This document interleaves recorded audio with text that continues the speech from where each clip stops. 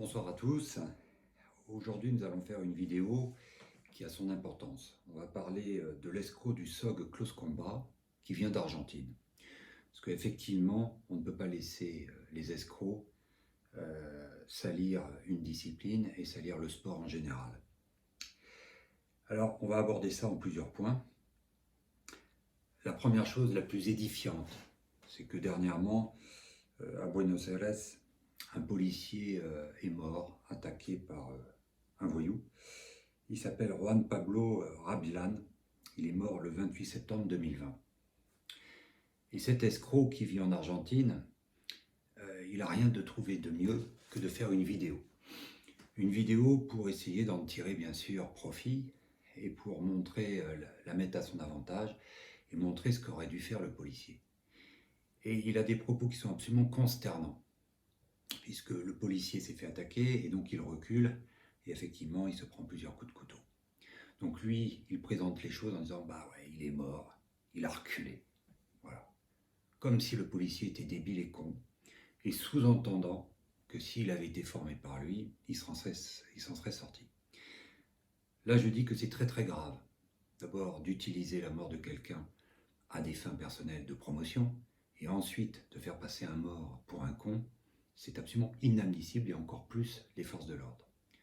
Voilà. Donc déjà rien que ce fait-là devrait quand même inquiéter un certain nombre de personnes qui le suivent. Ensuite, ce qui est important aussi, c'est que ça ne sert à rien de vendre des rêves. Avec le couteau, on sait très bien que de toute façon, on sera touché. Vous avez des confrères du milieu du sport, notamment des magazines et des sports également, qui se sont associés, qui ont fait une vidéo. Et ces deux personnes sont des personnes de haut niveau. Et ben, aucun des deux s'en sort indemne. De toute façon, on est touché en couteau. Il n'y a pas de remède miracle. Et là, cette personne, eh ben, en fait, elle vend du rêve. Et elle met les élèves qui la croient, bien sûr, en danger. Et ça, c'est inadmissible et il faut le dénoncer. Ensuite, on va voir ça en plusieurs points. Cette personne, lorsqu'elle est en stage, ou lorsque vous la voyez sur YouTube ou ses DVD, vous dit que l'action est plus rapide que la réaction. Et là, moi, je le dis très net. Cette personne est vraiment irresponsable. Et c'est odieux d'entendre des choses pareilles. Parce que quand elle dit ça, elle sous-entend que la personne qui frappe le premier, eh ben, elle a gagné. Et il propose aux élèves, il leur dit bien, hein, l'action est plus rapide que la réaction, donc il faut frapper le premier. C'est une honte absolue.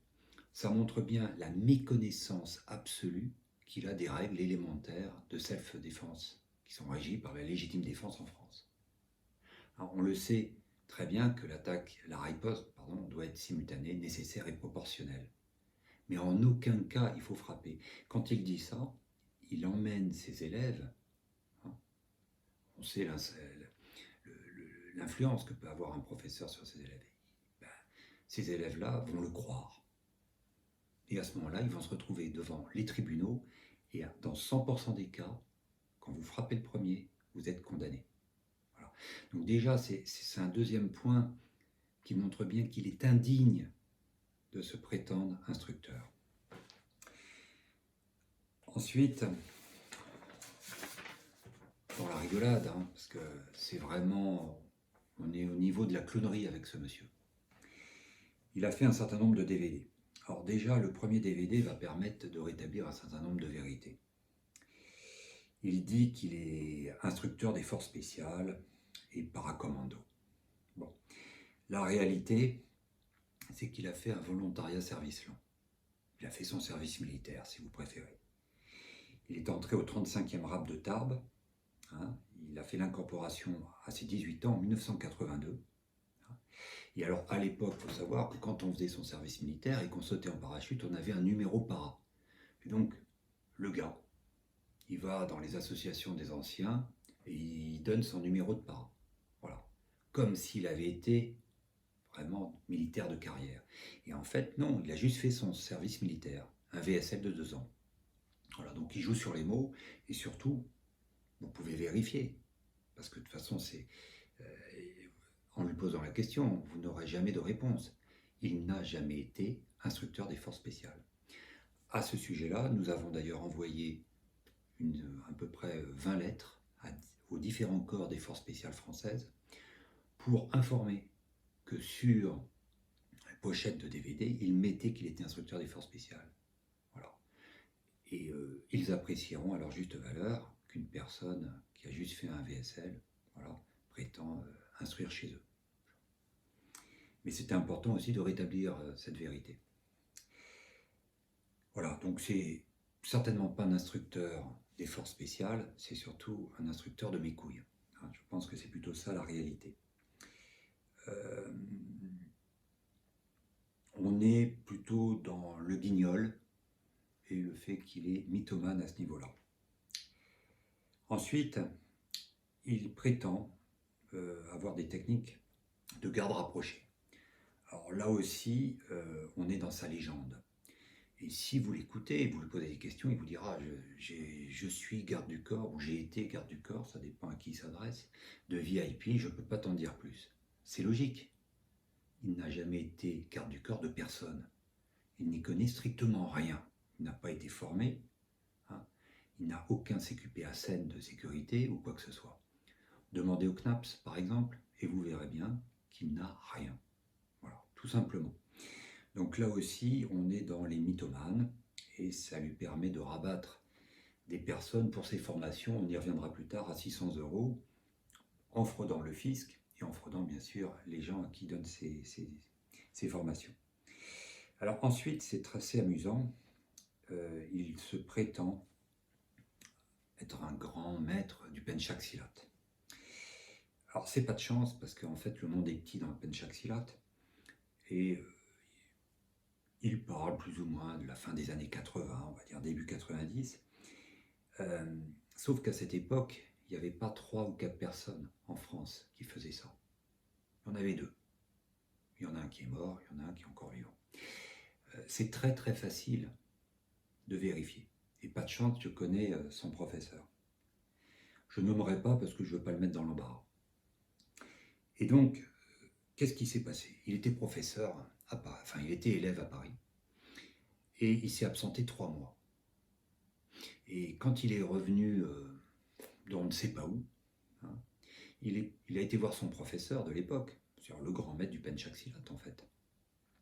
Et il lui a prétendu, bah écoute, toi tu m'as rien donné, mais moi j'étais en Indonésie, et je reviens avec un document qui prouve que je suis maître moi aussi. Donc les conséquences qui ont été immédiates, c'est qu'il a été viré de ce club immédiatement comme un malpropre. D'abord parce qu'il y a un irrespect absolu. C'est que quand vous avez affaire aux représentants France du Penchak Silat à cette époque, vous n'avez pas lieu de demander une certification à l'étranger, sauf si il vous demande et qu'il accède à cette demande, bien évidemment. Ben là, ce n'était pas le cas. Et la réalité qui est malheureuse, c'est qu'en fait, la langue indonésienne n'est quand même pas facile à comprendre, donc il a trouvé un diplôme, voilà, il l'a photocopié et il a mis son nom dessus. Et c'est ça la réalité. Ce monsieur est un mythomane et n'a jamais été en Indonésie. Voilà. C'est aussi simple que ça.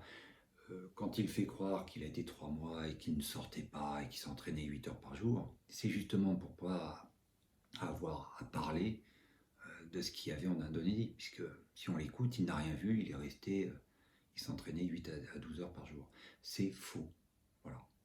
En plus, j'ai connu la personne dont il fait allusion, elle est décédée, c'est Maître Rabanne, et j'ai été élève là-bas. Et croyez-moi, voilà, quand on allait en Indonésie, c'était des séminaires organisés, et ça se savait. Voilà, donc déjà, à ce niveau-là, il est bien de rétablir les choses là-dessus. Il a fait un deuxième DVD qui est assez comique. Alors vraiment, là, il tape fort. Il dit qu'il montre des techniques utilisées par le détachement d'agents de sécurité de l'armée belge, le DAS. Là encore, je me suis renseigné, pas de chance. Pas de chance. Parce que dans tous ces DVD, il y a les noms de ses collaborateurs. Et il suffit de les appeler. Et la réalité, elle est simple. C'est qu'il n'y connaît rien au DAS. Je nommerai pas la personne, mais c'est très facile de le savoir. C'était un de ses confrères qui travaillait avec lui au début, qui maintenant est en Belgique. Et lui, effectivement, après le SOG, a fait une autre discipline et a été formé à ce détachement d'agents de sécurité, à ces techniques du DAS. Et là, ce qu'il en a fait, c'est que comme c'était un de ses élèves, il se l'est approprié. Et dans le DVD numéro 2, il fait croire que c'est lui. En fait, c'est pas lui. C'est la personne qui l'accompagne. Je dis au passage d'ailleurs que cette personne l'a quitté. Hein, parce que voyant l'escroquerie, on ne reste pas avec quelqu'un qui vous vole votre savoir et surtout qui se l'approprie. Ce n'est pas correct à ce niveau-là. Le DVD numéro 3. Là aussi, c'est assez amusant. Le monde est petit, hein, pas de chance. Donc il parle de carambite. Et là aussi, le fond de l'histoire, il est ubuesque. En fait, cette personne ne maîtrise absolument pas le carambite. Il n'y connaît rien du tout. La seule chose qu'il a été, ce qu'il a fait, c'est qu'à l'époque, il a été en Italie. Il a rencontré un de mes amis, qui s'appelle Luciano. Et en fait, cet ami fait du couteau et du carambite. Et donc, il m'a rapporté l'histoire. C'est qu'en fait, il est venu, il a vu ça, il s'est dit, tiens, je vais peut-être pouvoir en faire quelque chose. Il a pris des photos. Il n'a pas arrêté de prendre des photos. Et après, effectivement, à force de répétition tout seul, hein, il s'est approprié le truc et il a fait croire que, effectivement, il maîtrisait le carambite. Alors cette personne, d'ailleurs, Luciano a fait le DVD numéro 3 avec lui et m'a raconté l'envers du décor. Là aussi, ce n'est pas correct. Ça fait la deuxième personne de son entourage à qui il vole le savoir et surtout se l'approprie. Alors qu'en fin de compte, il ne maîtrise absolument pas la chose. Ce n'est pas correct. Alors, le DVD numéro 4. Le DVD numéro 4, d'ailleurs, on peut se poser la question avec qui il ne se dispute pas. Vous voyez, c'est intéressant de voir tout son parcours et tous les gens avec qui il a fait des DVD, bah, c'est marrant, tout le monde le quitte. Et tout le monde se dispute et tout le monde ne veut rien avoir à faire avec lui. Alors, dans le DVD numéro 4, il parle de l'ICOS. Et là aussi, je nommerai pas, mais vous avez son élève de Belgique qui l'a quitté, et vous saurez très vite de qui je parle, et vous avez un autre élève de Krav Maga, hein, qu'on appelle Fromage, on peut quand même dire ça, qui est maintenant 7e dan de Krav Maga, et c'est marrant, ces personnes l'ont aussi quitté. Donc c'est vraiment très très étonnant à ce niveau-là. On peut continuer dans les florilèges, hein. Voilà. DVD numéro 6. Alors, il parle du véritable close combat. Pourquoi pas? Et ensuite, très vite, il dit oui, mélange de penchaxilat et de corps à corps. Donc déjà, c'est un mensonge. Le véritable close combat, d'abord, petit 1, le véritable, hein, on ne peut pas l'enseigner puisque ça serait enseigner l'attaque. Donc ce n'est pas possible. Ça serait enseigner à apprendre à tuer au couteau. On ne peut pas l'enseigner. Ça serait d'apprendre à tirer sur d'autres personnes. On ne peut pas l'enseigner. Ça serait d'apprendre le renseignement. On ne peut pas l'enseigner. Ça serait d'apprendre le coxage ou la torture. Donc ce n'est pas possible. Ce n'est pas possible. Et quand bien même il aurait voulu dire qu'il enseignait le véritable close combat dans sa partie corps à corps, ce n'est certainement pas du penchaxilat, ça ne l'a jamais été. En fait, le close combat a été codifié, et ça, tous ceux qui m'écoutent peuvent le vérifier. C'est tout simplement dans le Get Tough de Fairbairn. Et actuellement, vous mettez Get Tough PDF sur Google, et vous allez tomber sur les 100 techniques qui ont été codifiées très précises par William Fairbairn, le père du close combat. Voilà. Donc, quelqu'un qui joue sur la crédulité des jeunes qui ne connaissent pas, et après tout, voilà. Et ça, c'est de la manipulation. Alors, dans son DVD numéro 6 aussi, c'est très amusant, il crie comme un pot rouge. On se croirait chez les Indiens en Amérique. Bon, là aussi, il n'a rien compris.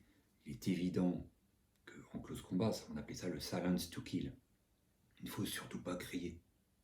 Et d'une manière générale, crier, c'est annoncer quelque chose, c'est porter le regard sur vous. Et il ne faut surtout pas faire ça. Donc là aussi, on est dans la guignolerie. On est chez les guignols, tout simplement. Donc il n'a rien compris. Bien sûr, il faut être silencieux. Alors ensuite, dans ce DVD numéro 6, il insiste sur l'attaque. Il dit, il faut attaquer, il faut attaquer. C'est incroyable qu'il puisse encore venir en France. Parce que l'attaque est interdite dans son esprit et dans la réalité à enseigner. Ça, c'est réservé aux militaires. Et donc la seule chose qu'il vaille, c'est la défense. Et là aussi, je le redis, il est complètement irresponsable comme professeur. Je rappelle quand même à ceux qui nous écoutent que nous dépendons du ministère des Sports. Le ministère des Sports nous demande deux choses. Que les élèves soient en sécurité physique et psychique. Et surtout, qu'on enseigne une certaine cohésion. Voilà. Et pourquoi pas la self-défense au sens large du terme, mais uniquement dans un cadre très précis. Et je le rappelle, la riposte, elle ne peut être que simultanée, nécessaire et proportionnelle. Et si vous attaquez quelqu'un, et tout simplement, vous allez en prison. Renseignez-vous. Et ne vous renseignez pas, il ne faut pas se renseigner auprès d'un copain. Allez voir un commissariat de police. Allez voir une gendarmerie. Oui, bonjour, il y a un monsieur, l'escroc d'Argentine, vous n'avez pas besoin de le nommer, qui dit que l'action est plus rapide que la réaction. Est-ce que je peux frapper en premier? Et vous allez voir ce qu'ils vont vous dire. Vous avez la chance d'avoir des juristes. Tout le monde a des avocats. Demandez-leur. Et vous verrez que ce qu'il dit est complètement irresponsable. En fait, c'est un fou, tout simplement. Alors, ce qui est important, c'est bien évidemment de respecter la législation française, quel que soit le sport qu'on fait. Parce qu'il y a l'entraînement, mais il y a aussi la rue. Et bien évidemment qu'on peut aussi faire des arts martiaux, de la self-défense. De toute façon, la self-défense vient des arts martiaux. C'est pas tellement différent. Voilà, c'est juste des concepts. Elle ne peut s'exprimer que dans un cadre très précis en France. Et dans la plupart des pays dans le monde d'ailleurs. Ensuite, dans le DVD numéro 7, on est dans le degré de la débilité, mais incroyable. Donc là, tout simplement, c'est vraiment profondément ridicule. Ridicule. Donc il parle de chasse à l'homme. Et que l'ennemi est une proie. Mais je crois que le fait qu'il vive en Argentine l'a complètement rendu schizophrène. Il a une altération de la conscience, ce monsieur. C'est complètement irresponsable. Allez dire, lorsque vous allez faire votre déposition, si vous avez riposté à une attaque, c'était mon ennemi. Ce sont des termes guerriers pour les militaires. Voilà. Non. En fait, en réalité, en face, vous avez un agresseur ou un délinquant. Voilà. Mais c'est tout. Vous n'avez pas d'ennemi. C'est un être humain. Voilà. Et ennemi, si vous cherchez la définition précise dans le dictionnaire, vous vous rendez compte que ce mot est complètement usurpé par lui. Il ne devrait pas l'employer à la légère comme ça. Une fois de plus, pour des militaires, c'est différent. Mais là, ce monsieur n'a jamais instruit à l'armée. Il ne le fera jamais d'ailleurs. Je vous rappelle, il a juste fait un petit service militaire de 2 ans. Et accessoirement, il a sauté en parachute. Et donc, à l'époque, on donnait un numéro para. Mais en fait, voilà, ça ne va pas plus loin que ça. C'est pas un militaire de carrière. Donc, complètement irresponsable. Dans ce DVD numéro 7, il parle de triangulation. Il faut être clair. En boxe, vous vous désaxez pour pouvoir éventuellement faire des uppercuts sur le côté. Lui, ce qu'il dit, c'est simplement de sortir de l'axe pour éviter les coups et d'aller, on va dire, à 10 heures ou à 2 heures.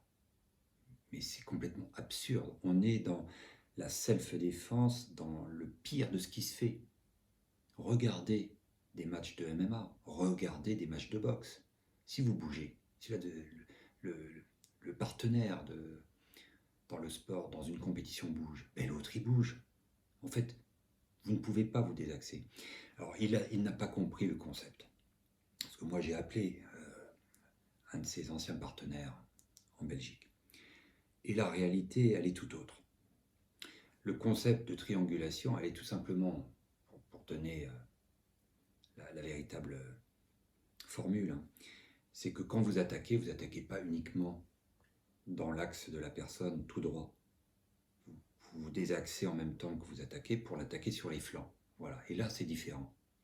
Mais lui, ce qu'il propose, c'est tout simplement, au lieu de rester devant, vous sortez de l'axe. Et là, on peut en revenir au policier qui est mort parce il a reculé. Là aussi, s'il s'était désaxé sur la droite ou la gauche, le gars l'aurait suivi. Donc ça ne marche pas. C'est complètement absurde. Et je vous le répète, regardez les vidéos de MMA et vous aurez fini d'être convaincu. Alors, ensuite, alors là, c'est intéressant parce qu'effectivement, ce monsieur est reçu quand même en manipulant les personnes et en se présentant comme un grand maître du SOG Close Combat, du SOG Close Combat France ou du Tactical SOG International. Là aussi, je tiens à rétablir un certain nombre de choses. Alors, je vais vous les montrer. Hein.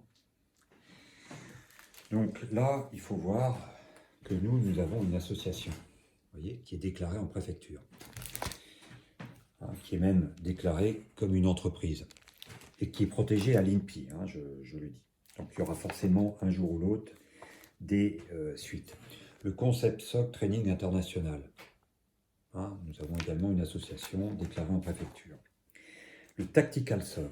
Alors ça, c'est très important puisqu'il l'utilise actuellement, hein, il ment aux élèves. Donc nous avons une association. Et plus important que ça encore, nous avons le logo. Et effectivement, ils utilisent notre logo, que ce soit pour les journées des associations. Donc de toute façon, on ne lâchera rien et il y aura des conséquences pour ces gens-là. Mais ce qui est important, et on ne peut pas en vouloir à ceux qui le reçoivent du côté de Maison Alfort, c'est que effectivement, quand vous avez une personne qui est sur le marché, qui est un escroc, hein, depuis 25 ans, vous avez du mal à le remettre en question. Donc quand il dit blanc, c'est blanc.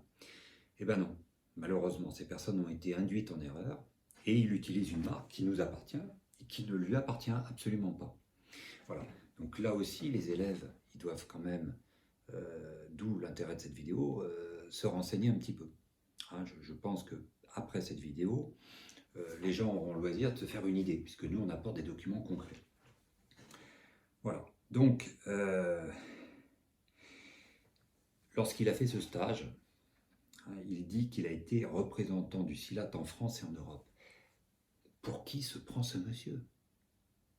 Il a simplement été un élève avec, je vous le répète, il n'y avait que 2 grands maîtres en France. Mais quelle prétention! En fait, il n'a jamais été représentant du SILAT en Europe. Il n'a jamais été représentant en France. C'est absolument incroyable. C'est faire insulte au Penchak Silat que d'avoir dit ça. C'est vraiment incroyable. Voilà.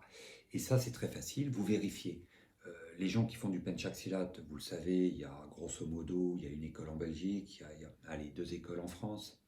Bon, contactez-les. Et puis, évoquez le nom. Demandez, est-ce que ce monsieur vous a représenté? Vous allez voir, ils vont vous rire au nez. Ils vont vous rire au nez. Je le répète, ce monsieur était un simple élève qui, à un moment, est parti 3 mois, a fait croire qu'il était parti à l'étranger, qui est revenu avec une photocopie, et il s'est fait foutre dehors de son club de Penchak Silat. Voilà. Ça ne va pas plus loin que ça. Ensuite, il parle du conditionnement physique. Alors, ce monsieur ne fait vraiment beaucoup d'amalgame. Il croit que d'avoir des gros bras, de faire des tractions ou des pompes, ça fait bien sûr le combattant et ça fait la totalité de tout. Il utilise ça uniquement à des fins narcissiques. Ça ne va pas plus loin, pour impressionner une fois de plus ses élèves. Là où il ment, hein, c'est que tout simplement il dit que c'est des choses qu'ils ont l'habitude de faire et que tous ses élèves suivent cet entraînement. C'est faux. c'est lui, et tant mieux pour lui qu'il soit en pleine forme. Mais ses élèves, allez voir sur les vidéos, que ça soit en Argentine, allez voir comment ils sont. Ce sont des gens comme vous et moi, des gens normaux. Ce ne sont pas des athlètes de haut niveau. Hein. Là-dessus, en France, je nommerai pas les noms de famille. Allez voir l'état physique du Stéphane. On est à des années-lumière de lui. Hein. Soi-disant, c'est un de ses proches. Allez voir l'état physique du Sam. C'est pareil. Le Christian, c'est pareil. Alors, je reviens sur le Sam d'ailleurs. C'est scandaleux. Il l'a fait pleurer en stage. Parce que ce monsieur, non content de ne pas respecter les règles de la légitime défense, a des propos parfois en stage, quand les gens n'arrivent pas à faire des exercices, de les insulter. Voilà. Et ce pauvre père de famille, hein, qui a entre 40 et 50 ans, que je connais, ben, s'est mis à pleurer. Je lui dis, honte à ce monsieur de traiter les gens qui le suivent comme ça. C'est vraiment malheureux. Alors ensuite, voilà.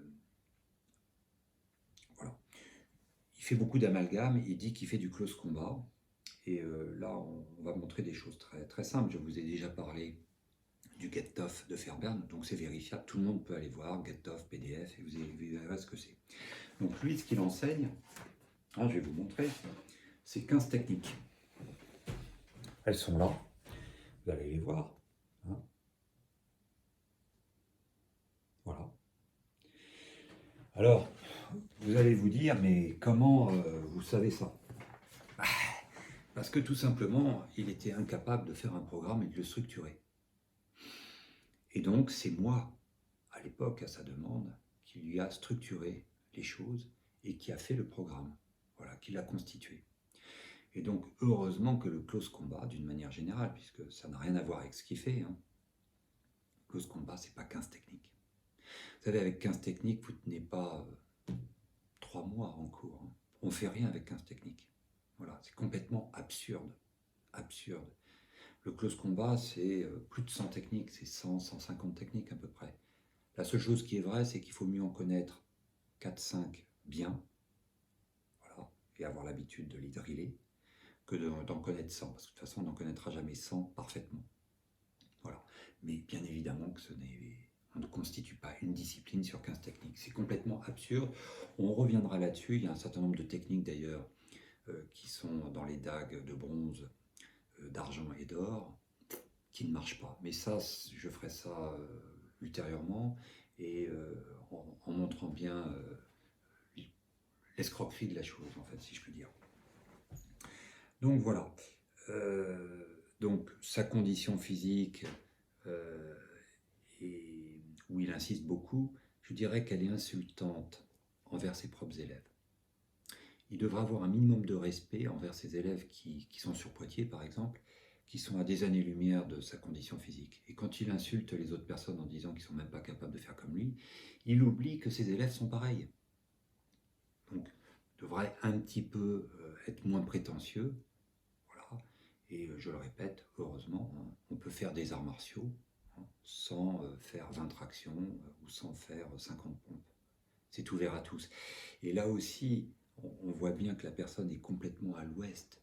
Hein, le ministère des Sports, il veut qu'on gère nos clubs comme on gérerait un club de pétanque, c'est-à-dire avec de la bonne humeur, c'est-à-dire avec le respect des autres personnes. Bien sûr qu'on peut prendre un ménagère de 50 ans, bien sûr qu'on peut prendre des retraités, bien sûr qu'on peut prendre un handicapé. Et j'ai envie de dire que tout le monde vient avec ce qu'il est. Voilà. Alors, ensuite, il insiste, là où il a été reçu, à Maison-Alfort, hein, qu'il faut parler comme un militaire. Et c'est là où il n'a pas compris une chose. Le monde militaire n'a rien à voir avec le monde civil, pour des raisons évidentes. Ce n'est pas les mêmes règles. Et les civils n'ont pas le droit de se comporter comme des militaires. Voilà. Et on ne peut pas jouer aux petits fachos, hein, aux petits nasillons, en criant sur les gens. C'est absolument scandaleux. Voilà, ça ne se fait pas. Voilà, il y a une manière d'instruire, et c'est bien pour ça que il est important, et tous les clubs en France, de la majorité des disciplines, sont rattachés à des fédérations délégataires ou affinitaires. Parce que enseigner en France le monde du sport, c'est d'une manière bien spécifique. Il y a un tronc commun, voilà. Et croyez-moi, il suffit de se renseigner. Et ceux qui ont des doutes, allez voir vos professeurs qui sont rattachés, soit au judo, aikido, taekwondo, par exemple, ou même les prévôts de boxe, et demandez-leur si on peut donner des ordres comme ça et parler comme un militaire. Bien évidemment que non. Voilà. Le ministère des Sports ne veut surtout pas ça. Donc déjà, c'est une grave erreur et ça montre son incompétence et son incompréhension du monde du sport en France. Alors ensuite, il dit qu'il faut inverser les choses, qu'il faut passer de l'état de victime, quand on se fait attaquer, à celui d'attaquant. Moi, je vous le dis très net, si vous faites ça, qui que ce soit, c'est les tribunaux. Réfléchissez juste une chose, un petit peu. Quand des policiers dans une manifestation ou des CRS font un croche-patte à un manifestant un peu virulent, eux-mêmes passent devant leur père. Quand des policiers sont à plusieurs et qui n'arrivent pas à maîtriser, c'est passé dans les journaux il n'y a pas très longtemps, on est en 2021, donc vous saurez à quoi je fais allusion en France, et qu'effectivement ils sont à plusieurs et ils s'acharnent, et bien les pauvres, ils sont démis de leur fonction et ils passent devant les tribunaux, ils sont déchus complètement. Et donc là, il nous dit, en stage, qu'il faut passer de l'état de victime à attaquant. Mais il est complètement givré. Je veux dire, c'est un malade, ce monsieur. Il est complètement irresponsable. Voilà. Je ne sais pas où il vit, dans sa tête, mais en tous les cas, il ne vit pas dans la réalité de la France et de beaucoup d'autres pays où, je le répète, pour réagir, il faut que ça soit simultané, nécessaire et proportionnel. Voilà. Si vous commencez à inverser la vapeur, eh ben, les tribunaux, c'est très simple. Ils vont voir qui est le plus blessé. Et le plus blessé, ça sera la victime. Et donc vous allez passer au tribunal et vous serez pénalement responsable. Surtout si vous mettez plus de 8 jours d'ITT. Il y aura des dommages et intérêts. Voilà, donc surtout ne surtout pas suivre ces conseils. Voilà. Alors ensuite, sortir de l'axe, toujours comme d'habitude. Je le répète, il suffit de regarder un match de MMA, personne ne sort de l'axe. Et croyez-moi, au MMA, c'est des athlètes de haut niveau. Et si c'était vraiment possible, ils le feraient. Voilà, donc là aussi, tout ce que la self-défense, parfois il y a des reproches sur la self-défense, est légitime, et bien ça en fait partie. Parce qu'on est dans le marchand de rêve, on est dans le mythomane, on est dans la personne qui tout simplement vend du rêve, fait espérer ses élèves, et surtout les met dans des situations extrêmement dangereuses, puisque ça ne marche pas. Alors, oui, là, on arrive à des niveaux incroyables. À Maisons-Alfort, donc il montre qu'il faut rentrer le pouce dans l'œil, mais dans l'œil complètement, et plusieurs fois, le tremper. Mais ce mec-là, je suis même étonné que le ministère des Sports ne soit pas porté partie civile contre lui. Il est complètement givré et taré. Je veux dire, il n'a pas compris que le sport, ce n'est pas ça. Là, il est dans quoi? Il est dans la torture. Il est dans la folie. Voilà. Je ne comprends même pas que le monsieur qui l'a reçu n'ait pas arrêté le cours. Ce qu'il fallait, c'était arrêter le cours et dire, bon, allez, vous sortez, monsieur. Vous n'êtes pas responsable. On est en France ici. Vous montrez quoi aux élèves? Rentrez le doigt dans l'œil, pas juste l'écorcher, rentrez tout le pouce. Et plusieurs fois, avec acharnement. Mais on va en prison. Et pour moins que ça. Rappelez-vous, ce monsieur proche du pouvoir, d'un certain président, place de la Contrescarpe, à Paris. Des militants avaient balancé des verres et des carafes en direction de la police. Bon, lui a estimé qu'il pouvait porter assistance. Il a juste mis par terre les deux manifestants. Le scandale que ça a fait. Imaginez s'il avait rentré les doigts dans l'œil plusieurs fois. Il aurait pris 20 ans de prison. Voilà. Donc là aussi, on voit bien que la personne est complètement déconnectée des réalités, elle vit dans ses rêves. Il faudrait peut-être qu'il arrête de regarder Rambo, voilà, tout simplement. Ensuite, il continue. Hein. Une fois que la personne est au sol, qu'est-ce qu'il fait? Il s'acharne dessus. Sachez que si il y a des témoins, ou la personne témoigne, si vous ripostez à une attaque, et qu'une fois que la personne est au sol, vous continuez, ça s'appelle de l'acharnement sur personne vulnérable. Dans 100% des cas, vous allez en prison. Là, une fois de plus, c'est un deuxième point où je ne comprends pas que la personne qui l'a reçu ne l'a pas sorti de la salle. Il y a des règles républicaines en 2021, elles sont ce qu'elles sont, mais si on ne veut pas les respecter, on sort du cadre du sport. Voilà. Et en tous les cas, on ne rentre pas dans ce cadre pour dire des inepties et dire l'inverse du code pénal. Voilà. Alors, ensuite, nous arrivons à peu près à la fin. Hein. Pourquoi j'ai dit que c'était l'escroc du SOG Close Combat qui vient d'Argentine? Et je crois qu'il faut terminer par là parce que c'est le plus important. Il faut savoir que ce monsieur vient tous les ans en France. Il propose des formations bidons. Je veux dire pourquoi elles sont bidons, parce que vous allez tous comprendre. Il propose aux gens d'être moniteur-chef et instructeur, en partant de zéro. C'est absolument fabuleux. Alors bien sûr, pour être instructeur, il faut avoir fait la formation moniteur-chef, et avant, il faut être moniteur. Donc moniteur, chez lui, qu'est-ce que ça veut dire? Vous arrivez, vous ne connaissez rien aux 15 techniques, il y a quand même 15 techniques, hein, et vous payez déjà, pour commencer, 600 € cash. Tous ceux qui sont diplômés par lui payent cash. Donc déjà, c'est une fraude vis-à-vis de l'État français. Et c'est une double fraude parce que d'abord, prendre du cash comme ça et de repartir en Argentine, ça ne se fait pas, il faut le déclarer. Hein. Et deuxième chose, il n'a aucun diplôme. Donc ce monsieur n'a même pas de diplôme d'instructeur fédéral, donc il n'a même pas le droit d'enseigner. Mais il se croit au-dessus. Hein. Donc il n'a même pas de CQP. Parce que le CQP, c'est ce qui permet effectivement d'être rémunéré légalement. Donc déjà, à ce niveau-là, c'est absolument incroyable que les gens qui le reçoivent, hein, n'étant pas conscients de ça, l'acceptent. C'est absolument incroyable. C'est tellement irrespectueux pour le monde du sport, pour tous ces gens qui passent des diplômes. Et quand je dis CQP, c'est le deuxième niveau. Hein, le niveau le plus bas, c'est le DIF. Et vous voulez gagner un petit peu d'argent, c'est le CQP. Après, si vous voulez en faire votre métier, il faut avoir un peu plus. Donc lui, il n'a pas le droit de prendre d'argent déjà pour commencer.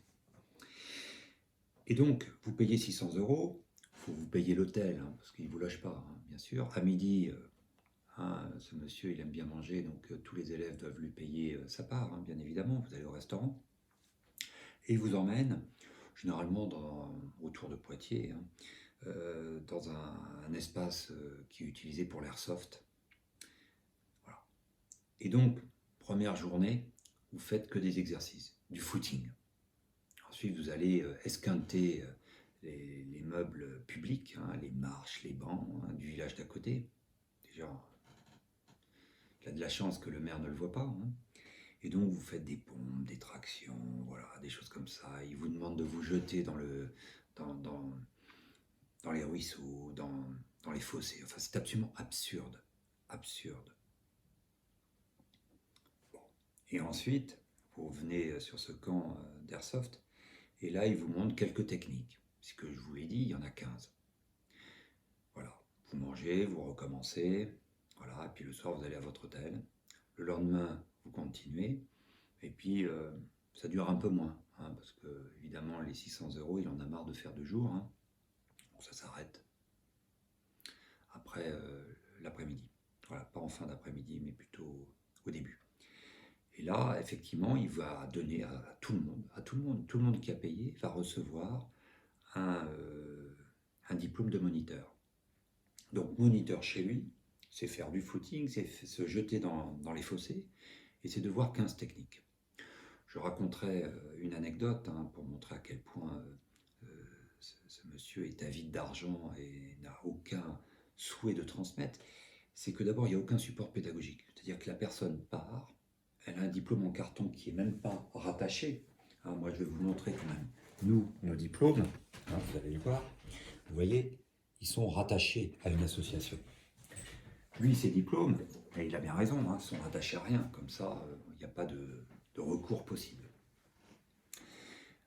En plus, il n'a pas de site internet, et sur son site Facebook, il n'y a aucune possibilité de savoir le nombre de personnes à qui il a donné des diplômes. C'est-à-dire qu'en fait, les gens qui sont diplômés ne peuvent même pas se référencer. Les gens montrent des diplômes, les gens qui reçoivent ces diplômes-là veulent vérifier, ils ne peuvent pas. Normalement, ce qui est tout à fait normal, il y a un listing qui doit avoir lieu et qui doit être public, et on doit pouvoir aller sur un site, ou un Facebook, pourquoi pas, où il y a la liste des diplômés. Là, une fois de plus, il ne l'a pas fait parce que tout simplement, ils volent l'État. Ils volent les élèves et ils volent l'État. Il ne faut pas qu'il y ait de traces. Voilà. Donc, on est vraiment à un point où, de toute façon, l'élève, personne n'est dupe. Les gens qui commencent à zéro et qui deviennent moniteurs en un week-end, ils ne sont pas bêtes. Et ils rentrent chez eux. Admettons qu'ils se souviennent un peu. Au bout d'un mois, comme il n'y a aucun support pédagogique, il n'y a pas de PDF, il n'y a rien. Il n'y a pas de club. On va venir. Pourquoi il n'y a pas de club ? Tout simplement parce que ce monsieur demande 500 € par an d'affiliation pour qu'un club puisse le représenter. Donc les gens ne peuvent pas payer. Et en plus un pourcentage sur les licences. Ça n'intéresse personne. Donc les élèves qui sont moniteurs, effectivement, ont un diplôme qui est rattaché à rien du tout. Donc quand ils vont en mairie, on leur dit ça n'a aucune valeur, monsieur, votre diplôme, donc vous ne pouvez pas ouvrir de club. Les assureurs ne veulent pas. C'est pas possible. Donc effectivement, les gens sont floués assez vite. Et après, ils sont relâchés dans la nature. Alors je me rappellerai, c'était à Marine, il y avait, on peut nommer le pseudo, parce qu'on a le droit, un dénommé Cacman, qui avait faim d'avoir mal au dos. Je pense qu'il avait surtout pas trop envie de faire des exercices, probablement. Et donc, il a payé 600 €. Il a demandé avec insistance à cet escroc de ne pas faire les exercices, et cet escroc m'a rapporté. Il se moquait de lui d'ailleurs. Il se moquait beaucoup de lui. Et effectivement, comme il avait payé, il n'a pas fait les exercices physiques. Et il a fait que la technique. Il s'est mis sur le côté pendant les 2 jours, et il a eu son diplôme en carton. Voilà, c'est absolument incroyable. Et c'est vrai qu'il jouait, il joue encore, parce qu'il escroque encore les gens, il jouait sur la fibre un peu militaire. Donc tous les militaires qui n'ont pas eu la chance de faire Montlouis ou vraiment des stages commando, viennent chez lui, comme ça ils ont leur diplôme en carton qui ne vaut rien en fait. Et puis d'ailleurs, qui ne sert à rien, puisqu'en fait, comme il n'y a pas de support, au bout de 6 mois, ils ont tout oublié. Donc généralement, ces gens-là qui sont diplômés par lui, d'abord, dans 100% des cas, personne n'ouvre de club. Vous pouvez chercher, il y a un club en France, c'est tout. Le deuxième, c'est un faux club. C'est un club de judo, et ils font croire, un des élèves est diplômé chez lui et fait croire que c'est un club qui est à lui, mais en fait c'est faux, c'est un club de judo, voilà, il n'y a rien d'autre. Voilà. Alors, donc on a parlé de moniteur, mais comme ce monsieur est assoiffé d'argent, il fait moniteur-chef. Alors moniteur-chef, ça va vous amuser. Moniteur-chef, l'année suivante, quand il reforme les moniteurs, vous faites tout sauf les exercices. C'est-à-dire que vous êtes avec lui, quand les gens font les exercices, vous êtes à côté. Mais vous ne courez pas, vous ne faites pas les pompes, vous êtes juste là en train de regarder. Mais c'est la même chose. C'est absolument incroyable, c'est vraiment se foutre de la gueule du monde. Donc vous devenez moniteur-chef. Et ensuite instructeur. Instructeur, vous êtes dispensé de faire les exercices. Pendant que les gens font la course, vous n'êtes pas obligé de venir. Et puis vous êtes un petit peu à côté, voilà, pendant les cours. Et vous révisez un petit peu plus que les autres. Et surtout, vous révisez les 15 techniques. Voilà. Mais il y a très peu de différence entre moniteur-chef et instructeur, à part le fait que la personne a révisé 1 an de plus, si tant est qu'elle a révisé. Généralement, moi j'ai participé, hein, j'ai été voir sans payer, hein, je rassure, les personnes révisent 1 semaine avant, hein, pas plus. De toute façon, il n'y a pas de cours qui sont donnés. Voilà, c'est comme ça, l'affaire est réglée. Donc, voilà. Moi, je dirais que, voilà, ce qui est très important, c'est que ce monsieur sollicite par les réseaux sociaux des formations, voilà, qu'il donnerait. Et c'est important, c'est de savoir que ces formations n'ont aucune valeur, ne permettent pas d'ouvrir un club, ne vous donnent absolument aucun statut, qui n'est rattaché à aucune association déclarée.